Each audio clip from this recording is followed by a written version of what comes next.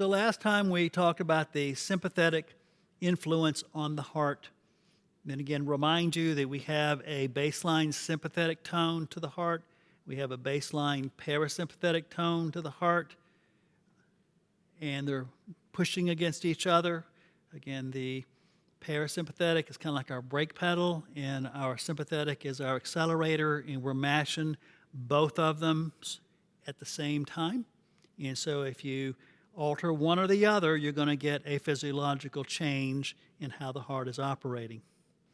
So let's turn our attention then to the parasympathetic side of things. And as we've said, it is the vagus nerve that is going to be supplying that. And so when the parasympathetic tone is increased, or what it's wanting the heart to do is to slow down its heart rate, and we call that bradycardia. Remember, increasing the heart rate we could call tachycardia. And the way it will do this is going to be releasing acetylcholine onto the SA node, the AV node. And one impression I hope I didn't leave you last time with is that the input of the autonomics, whether it's parasympathetic or sympathetic, isn't just on a particular node. Both of them are going to be influencing SA node, AV node, bundle of His, bundle of branches, etc. Same for both. So your parasympathetic and sympathetic inputs is going to many, many places in the heart, releasing either the epinephrine or norepinephrine or the acetylcholine. So as you know, the acetylcholine is going to be binding in the heart to the M2 receptor. Again, that's a muscarinic receptor. So when the acetylcholine binds to the M2 receptor, all kinds of cellular processes are influenced. So one of the things that happens when you have the acetylcholine binding to an M2 receptor through a series of cellular processes is going to end up inhibiting the funny channels, slowing the influx of sodium into the SA node in this case, which then is going to be altering the timing of things. So you will recall that you have different phases of the undulation. This again would be an SA node here, denoting that. And of course, this is normal. So you have your 0 phase, you have your 3 phase, and then you have your 4 phase. So it is phase number 4 where you have your funny channels opening up, allowing sodium in, and then that is going to cause this drift up towards the threshold. So at that point, then you have your T calcium channels opening up, and then following that, your L calcium channels opening up. Then they're going to close, and then you're going to have your potassium channels opening up, allowing the membrane to repolarize. They'll close down, and then we're cycling all over again. So point being, though, is that if the effect of the acetylcholine binding to the M2 receptor is to cause those funny channels to be more stingy in terms of how much sodium is coming in, that's going to slow the process up. And so here is a diagram here showing the parasympathetics.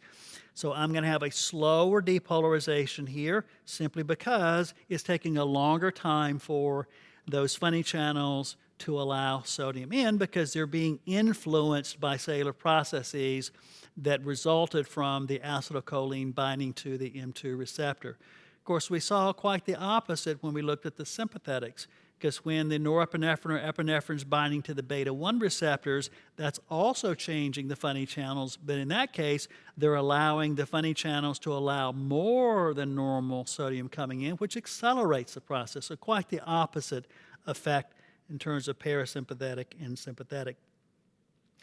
One of the other things that this process will do as well is that it is going to be inhibiting the T channels and L channels calcium. It's going to slow that amount coming in, so I'm going to have less calcium coming into these pacemaker type of cells, and so that's going to have its own effect as well. And again, slowing everything down. And then another thing that's going to happen is that the acetylcholine M2 complex is going to cause an increase in potassium efflux, again, through various cellular mechanisms. So what you have going on here then is that I have an increase in potassium efflux, and what's going to happen is they're going to stay open longer, these potassium channels, because they're being altered by the acetylcholine. And so it will actually allow the membrane potential to go lower than it would be normally. So in this case here, we've got it going or dipping, the trough is dipping to a minus 60 millivolts. Well, because these potassium channels are opening up longer period of time, it's going to actually cause the membrane to get closer to the potassium Nernst value. And so if it is then hyperpolarized, so then that again, it takes a longer time to get to that depolarizing event, opening up those T calcium channels and L calcium channels. So combination of, again, altering the slope of the four-phase, the hyperpolarization, the slowing of calcium coming in, et cetera, it all works together to where you have a slower pulse rate or slower pacemaking rate coming from the SA node and the AV node and all the other nodes, in fact. So that's kind of the long and the short of the parasympathetic influence on the pacing of the heart. Again, all these cellular processes altering these channels and such, altering the profile here.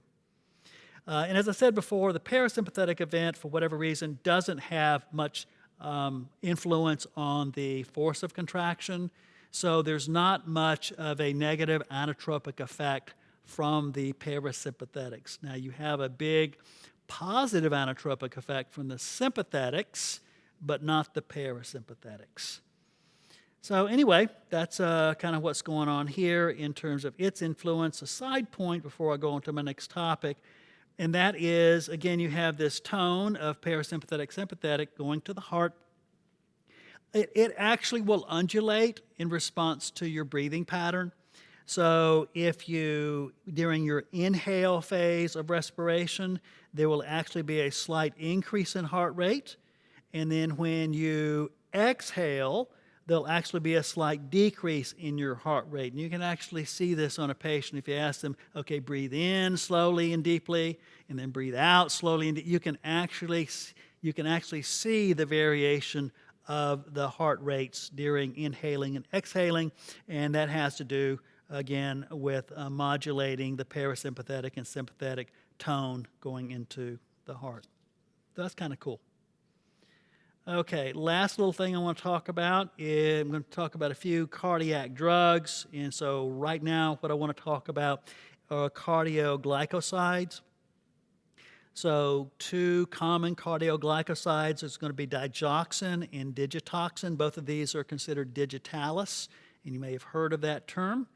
And so digoxin and digitoxin are from the foxglove herb, and they're going to increase force of contraction of the heart, actually going to allow an increase in cardiac output.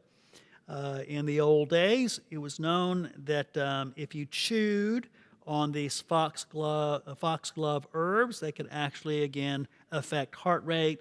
And so if you were involved in some type of an athletic event or something like that, you need a little extra boost, you chew on the foxglove herbs and it would give you that little added lift. That's not how we use it today, though, but that's how it was used long ago. The digitoxin is not used in the USA. There are some issues in terms of some bad effects when you give patients those drugs. And so if you're in the US, what you're going to be using is the digoxin. The digoxin can be used for some types of heart failure. Again, so if you have them, typically as an elderly person, they're towards the end of their life and their heart is weakening. And so now because of the state of their heart, they're not able to generate as much force during contraction. So they need a little extra help. And so one of the things that you can give them is digoxin, and that'll have a positive inotropic effect, helping the heart to beat more forcefully.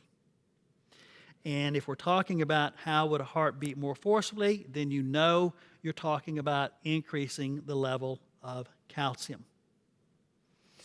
Another drug that we can talk about is wabane. And wabane is also considered a cardiac glycoside and has the same mechanism as the digoxin and the digitoxin. I'm about to bring these two together in a second.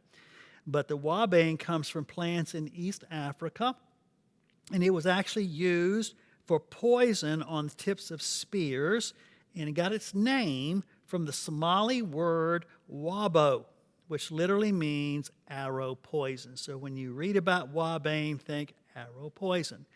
This is not used in the U.S. for medical purposes. Again, there's some side effects to it that is not particularly pleasant, and so we would not want to use it on a patient, but it's used all the time in science labs and experiments and stuff, so it's kind of cool. Okay, both of these drugs, the cardioglycosides, which would be digoxin or digitoxin and wabane, these are going to inhibit my sodium-potassium ATPase pump. So let's go ahead and draw this thing out, put this thing together. Out, in, and I'm going to have a sodium-potassium ATPase pump, so it's going to boot out some sodium, and it's going to pull in some potassium. So we have that there, and it's going to be a 3-to-2 there. So both of these inhibit. So there. And there is going to inhibit that.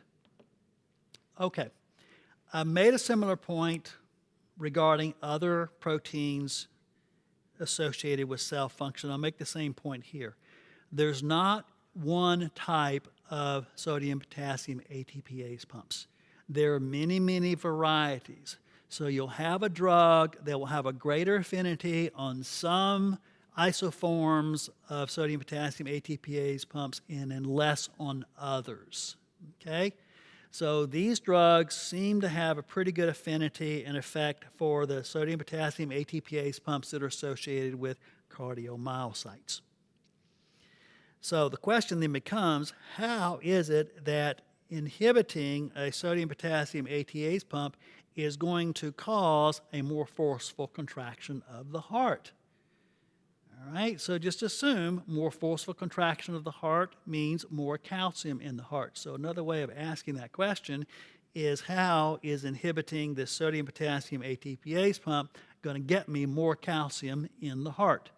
Well, let's bring back something we've talked about earlier, and that is this guy right here.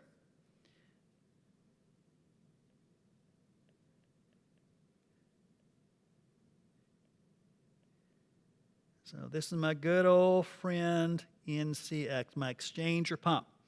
And so its job is to take calcium that's in the cytosol of the cardiomyocyte and put it back into the extracellular fluid.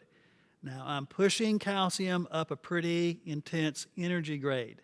So I've got a lot of potassium outside the cell, and I'm also pushing against the electrical forces, so it takes a lot of energy to push a calcium or take a calcium from the cytosol and put it back into the extracellular fluid. So where does that energy come from? It comes because I have a lot of sodium on the outside and a little bit of sodium on the inside, so I'm using that energy of the sodium, in a sense, flowing downhill to push the calcium uphill. Again, there's no free lunch here, so think Gibbs free energy, but it works out. It's because you got to get the calcium out of the cardiac cell if you want for it to relax, take in more blood, and then go another cycle. So putting this together, if I am inhibiting my sodium-potassium ATPase pumps, that means over time I'm going to be compromising that sodium gradient. And if I'm compromising the sodium gradient, that means I'm losing my energy to pull the calcium out of the cytosol, putting it back in the extracellular fluid. So at the end of the day, if I'm inhibiting this pump to enough degree, I'm going to start making it harder to pull the calcium out of the cardiomyocyte, which results in a higher calcium level, and the higher calcium level then in turn results in a more forceful contraction. So that's pretty slick in terms of how all this works, but that's kind of the basics here. We're going to talk more about some of these things in a later lecture, but that's kind of fundamentally how these things are going to work, both the wabane and the digoxin and the digitoxin, et cetera. So you have the interaction of the sodium-potassium ATPase pumps being inhibited, which causes then compromised function of my NCX. Okay, so we'll end this here, and we'll pick back up next time. We'll talk about a few other cardiac drugs that are common in cardiology.